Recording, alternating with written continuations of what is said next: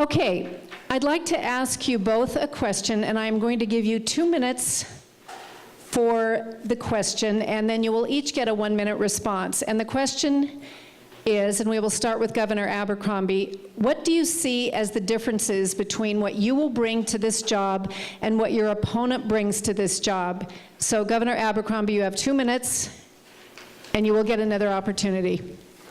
Well, I think that I really am not so interested in talking about differences as I am talking about what we can bring. I'd rather concentrate on what I believe is the positive approach that we've taken, and not only in this administration, but that I've taken ever since I first asked people to place their trust and faith in me 40 years ago. It was 40 years ago, just about this time, that I was going door to door, person to person, as we are tonight, meeting people, and what could I say in an encounter? We're having an encounter this evening. What could I say to them? I have to get across to them my energy, my enthusiasm, my commitment. And hopefully those that are here for the first time tonight can feel that coming from me. I had to ask for the opportunity then. And I've asked 34 times since then for that opportunity in primaries and special elections and general elections, and they have given me that opportunity. So now there's a record there. There's a record of commitment, there's a record of accomplishment, and so I don't know as that so much as it amounts to difference as it is whether or not you want someone who's been on the front lines of every issue. Whether you've agreed with me on everything or not over the past 40 years is not so much the issue. You know that if there was an issue to be faced, whether it was a popular or an unpopular one, Neil Abercrombie was there. You know that if I was on your side and you were the only one, you wouldn't have to look twice to see whether I'd still be there with you. So over these past 40 years, I've had the opportunity to express gratitude to people for the support and encouragement you've given to me, and I have the inspiration of those 40 years to say to you tonight that the difference is I was never on the sidelines, I've been on the front lines. I'm not asking for you to have to make a judgment about whether I can do the job. I've been doing it. Thank you. Senator Ige, 2 minutes. What do you see as the chief differences between what you will bring to the job and your opponent brings to the job? And you each will have an additional minute. Thank you. I do have 35 years of private sector experience as an engineer and business executive. I've always believed that I was a better public servant because I did have a professional career outside, and it allowed me to be more independent and thoughtful as I considered legislation that came before the legislature. I have always operated as a public servant on 3 simple principles: be open and honest in communication, be respectful and listen to all views, and then do the right thing the right way. We need to take action in order to move our community forward.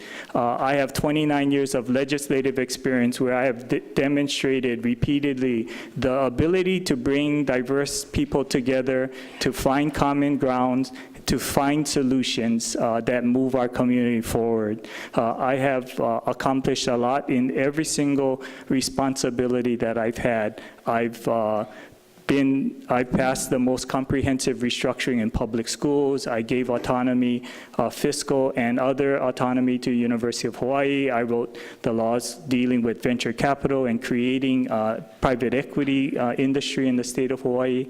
I've been involved with auto insurance reform. I have a proven track record of being able to get things done in the legislative environment.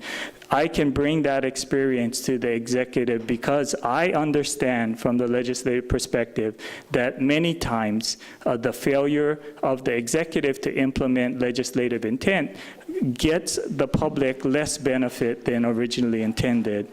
And I think that that's the difference that I can bring to the table, a proven track record as well as the understanding of what legislative and most importantly the executive role is.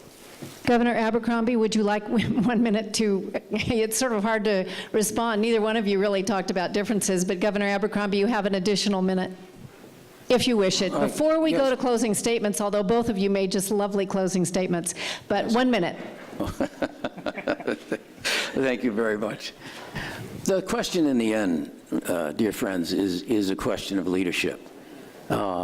If one speaks only in generalities and one speaks only prospectively, what you can do at best is hope that something positive will take place. What I'm simply putting forward is that in every opportunity that I have had to exercise judgment and experience on behalf of the people of the state and on behalf of the people of the nation, I believe that I have earned that faith and earned that trust. I believe there's a reason that the President has me on his task force on climate change and resiliency. The reason he picked me among the 5 governors, Democratic governors, to be on the Council of Governors on defense issues. It's because he recognizes in his endorsement of me that he has my confidence and I have his. Thank you. And you have 1 more minute, Senator Ige. Certainly, I thank you very much for the opportunity. You know, as I've traveled around the state, I've heard from many people that they have lost confidence in state government, in their government, about the fact that government has stopped listening and so many decisions are being made on behalf of special interests rather than the public interest. You know, I believe that this election really is about the future of Hawaii and defining what that future looks like. I'm committed to engaging the community because we do have tough decisions to make. The state government cannot be all things to all people. We need to decide what are the core services that you want government to provide and which ones are really superficial or unnecessary. And we need to define and build the future that we want, the Hawaii that we want together. We promised each one of our candidates a 2-minute closing statement. So we are going to now go to the 2-minute closing statement if you gentlemen have anything left that you'd like to add. 2 minutes, please. Senator David Ige. Thank you very much. You know, this election really is about the future of Hawaii, and each and every one of you will have a part in deciding what that future looks like. You know, I'm committed. I'm glad that I had the opportunity to give you that choice, because as I've traveled across the state over and over again, I've heard that people wanted the choice. So the election is fast approaching, and you will be able to cast your ballot for who you believe provides the best opportunity to move our state forward. I know that the governor's job is very, very important. We need to have leadership that brings our communities together, not divides them. We need to have a commitment to finding common ground, to working with our communities to find solutions that work for all of us. We need to bring our communities together so we can move forward in very, very important areas. We talk about sustainability. We need to develop an action plan to implement. You know, 4 years ago, we imported 92% of the food that we eat, and today it's the same amount. You know, we've talked about energy self-sufficiency, and we've made small progress. This is about leadership. This election is about leadership. It's about identifying goals, developing action plans, and really taking action that moves our community forward. I believe that we can have the best public school system in the country and the world. I believe that we can make significant progress on growing more of the food that we eat. I believe that we can make significant progress on protecting our environment, putting a comprehensive biocontrol program in place that keeps invasive species out. I ask you to join our campaign. I believe that this election is about the future of Hawaii, and you can make a difference. Thank you. Governor Neil Abercrombie, 2-minute closing statement, please. First, let me express my deep gratitude to all of you for the kindness and the goodness, the courtesy and the encouragement that you've expressed to me over all these years. And let me say in particular that I don't have to look at the future.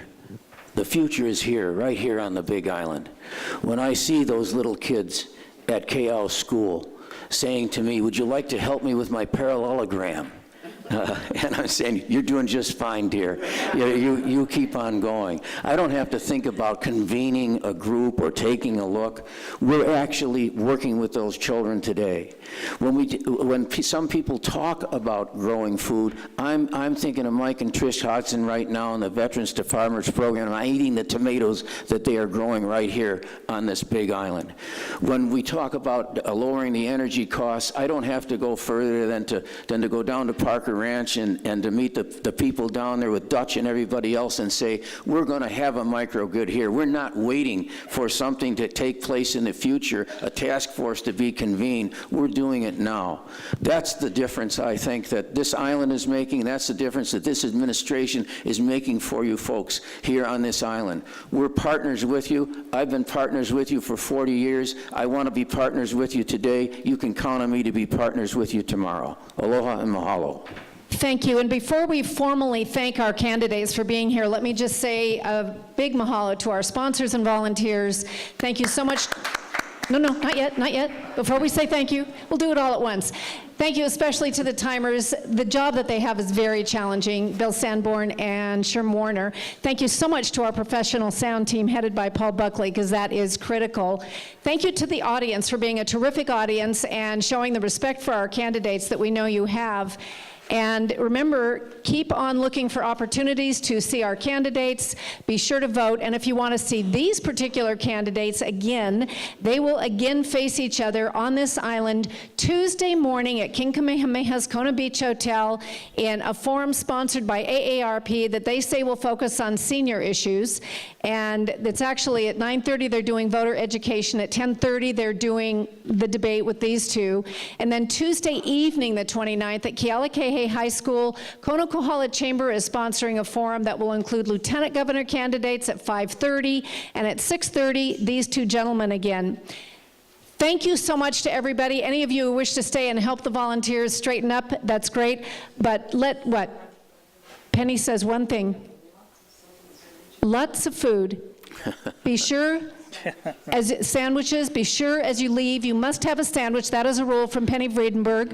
And so when she speaks, I listen. Let's give a warm round of applause to our candidates. Thank you.